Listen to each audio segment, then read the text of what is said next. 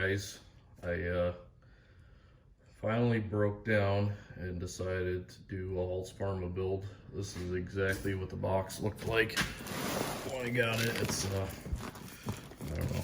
I don't have high expectations that nothing's broken in there, but I don't know. We'll see.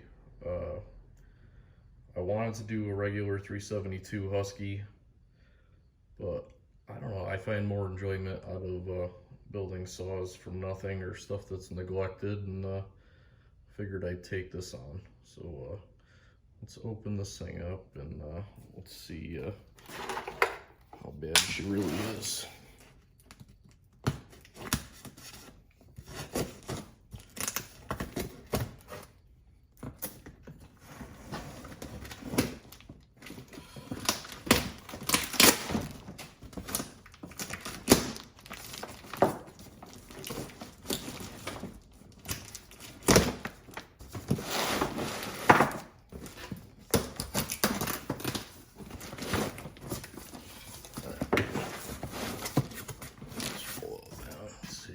See this?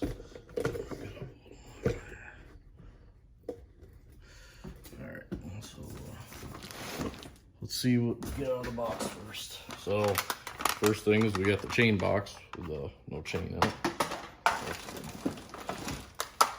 Another chain box with no chain in it. We got a little mixing thing. So what you would do with this is you'd mix your oil in here, you put your fuel in here, and then you could tip it to get exact measurements. If you're really into that, I'll talk about that later. Another chain box. So I ordered a saw and a couple of bars from them, and a couple of chains. So my chains must have came with the saw. Hopefully they're in there. Oh man. There's a hole in the bottom of the box. Alright, we got one chain that has that in there.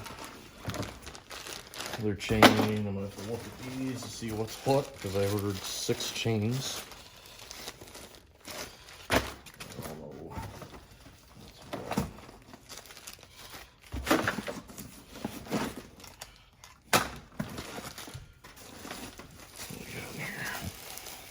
These feel like they're the dogs. Hopefully you guys are getting all that. If not, I'll reshoot some of this.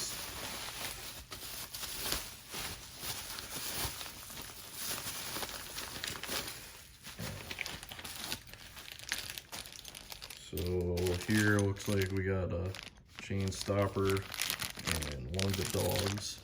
And here it looks like we have their bigger dogs. So it's a stopper with a smaller dog in the hardware on this one. So that's actually kind of nice. You could choose. Let's see. We got a little tool pouch. We'll go through that afterwards. But they give you some tools. Another chain in its package. Looks like all we got left is a saw. And as you can see, there was a hole in the bottom, so chances are I probably don't have all my chains. Maybe I should count that. I'll do that after. Let's see. So the inside of the box really didn't have much packing. We got a couple of these. And we got some bubble wrap. It is a design off a Husky saw, and I've seen these things go through some crazy stuff. So if the quality is half of what a real Husky is, then this thing should be okay.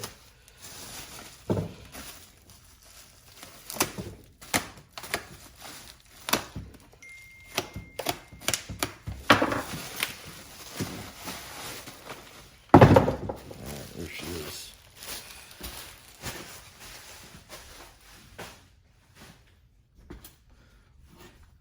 That's a good looking piece right there.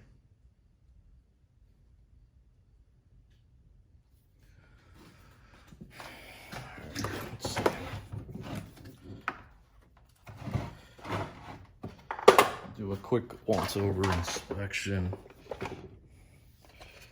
Top cover doesn't appear to be damaged, no scuffing. The plastic's not quite the same as a Husky. I don't know, it feels almost more pliable, which might be good, might be bad, I don't know. Air filter is on the saw. It appears to be tight. Quick function test. The handle, super blocky. I might have to do, I'm probably gonna do a little bit of work to the inside of this trigger because that feels like crap. Spark plug is in there. Wire doesn't look highest quality. And you know, this is all stuff we can change. So I'm not super worried about it. So what I'm gonna do is I'm gonna do a quick once over on this saw. And we'll see if we see any damage. So I can get on the phone with Farmer Tech and see what we can do about it. And then I'll put a little gas bar oil in there and we'll see if we can just at least fire her off.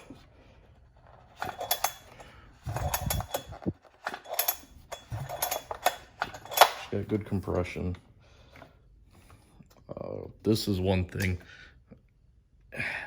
I mean, if you're smaller statured, maybe the decomp will work for you, but I find that to be a spot that'll just leak. I usually pull these out and weld the plunger to the end of the plug. It helps actually fill up some of the void so you actually gain slight amount of compression. So I don't see an issue with any of the hardware. Nothing's broken. The grip or your handle feels the ridges feel a lot different than an actual Husky, but I don't know, let's see. It doesn't flex too much. Let's see what the clutch cover. So I did not get my bar and chain yet today. I actually ordered 2 bars. I ordered a 28 and a 24 from them, just as a test. I want to see, because if their bars are even a quarter as good for the price, they'll be good beater bars. You don't want to take a Samara or something like that and have the thing get twisted up in a tree and whatnot. That's for screwing around or sitting in the log pile. I wouldn't want to be working one of those bars. They're too expensive. So yeah, everything appears to be there. The shield is aluminum. It doesn't feel like a regular thing. I don't have the bar off another saw, otherwise I'd show you. I mean, we'll see. I also heard that these burst off. And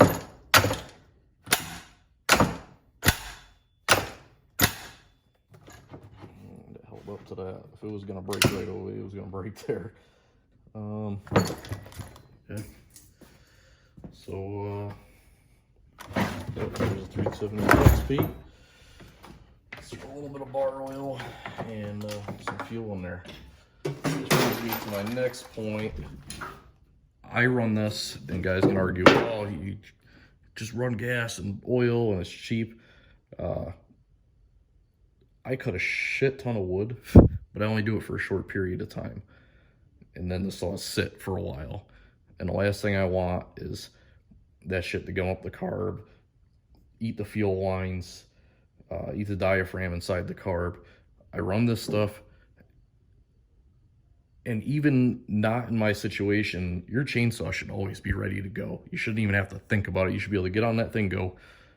God forbid there's some type of emergency where you gotta cut up a tree that fell down in a storm, or you know, whatever, or you're felling and you go to pick up your saw because something happened, you want to make that tree move at the last second.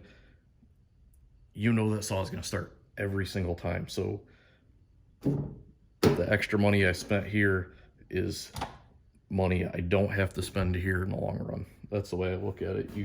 For each is their own. I got like 6 of these things sitting around. So, I mean, I go through a lot of it.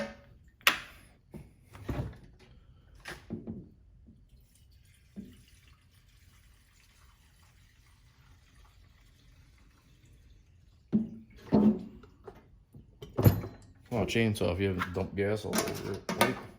I don't want to go up to my truck right now, but I do have some winter bar oil sitting in here, so I'll just put a splash in here just so the pump ain't running dry.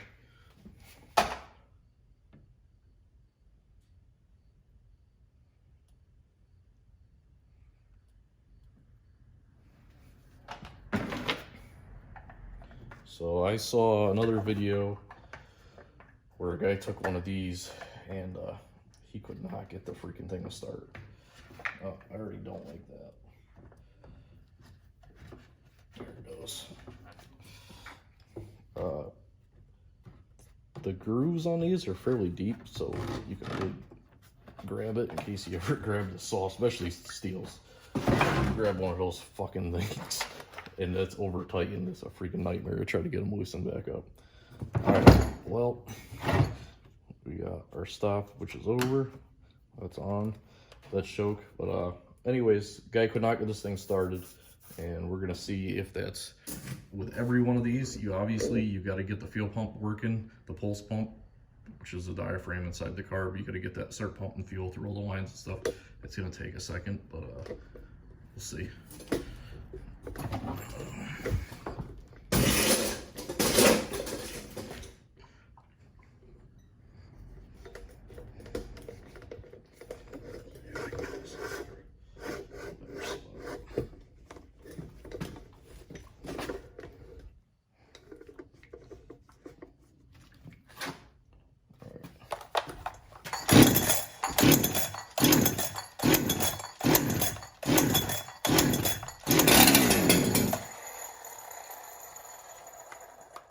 Choke off. I don't know if you guys heard that. Choke's off. Let's see. Choke it again just for.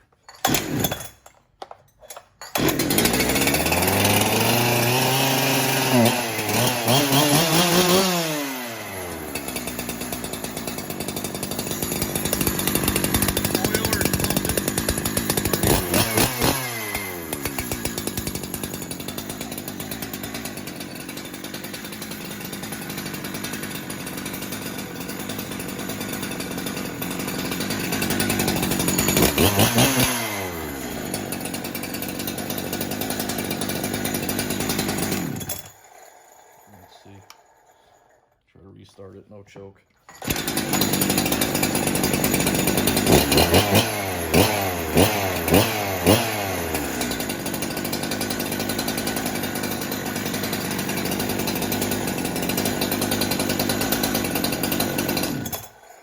Well, there she goes.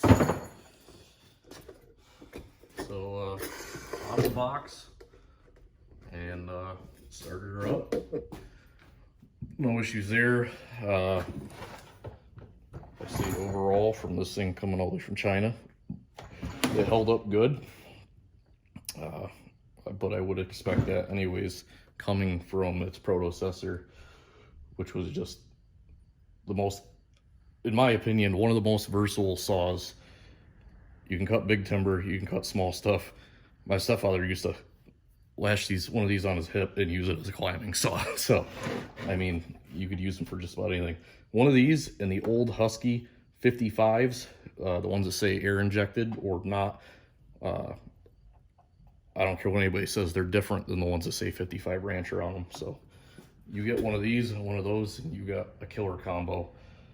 I unfortunately don't own one of those. I did, however, just recently sell a 3120. I kind of wish I didn't sell it, but maybe we'll build another one of those on the channel also. I have a video of my, this is a Johnson Red 2150. This is a Johnson Red's version, which is also as far as I know, is also made by Husky, which is identical to the Husky 350. This is a 52cc model. I don't know if I can show that. 50cc or a 52cc model. This one I have some fairly mild porting and a tune pipe on it, and she cuts like that. And then a more recent one is this Johnson Red 520 SP. I'm actually gonna do a video running this stock. This saw is bone stock, and it is in beautiful shape for what it is. Doesn't look like it's run much, so I'm gonna run that bone stock, and then I'm gonna modify that one. And my goal is to have one of those saws pulling a 24-inch, maybe even a 28-inch bar, and some hardwood with some decent time. So we'll see. I'm gonna check these chains over quick. We'll see if I lost any of them.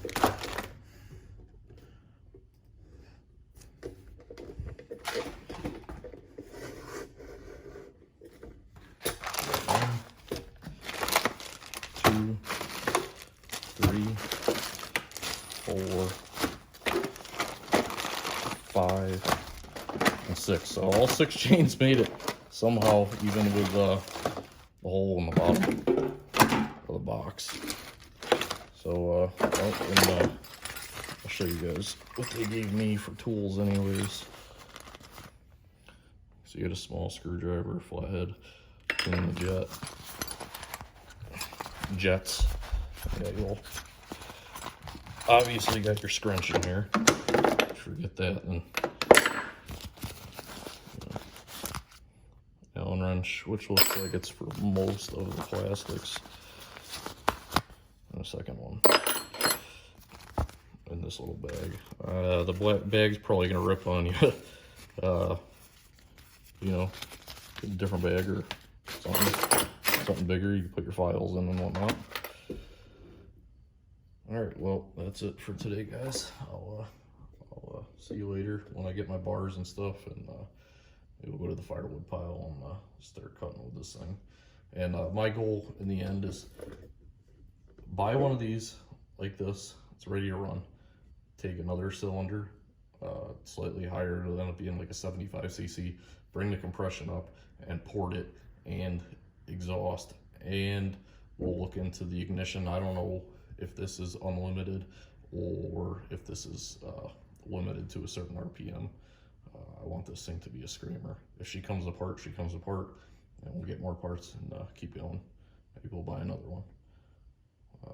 So Farmer Tech ends up seeing this. Good job of getting everything here. Questionable packaging, but it did make it here from China. So again, you guys have a good day. Bye.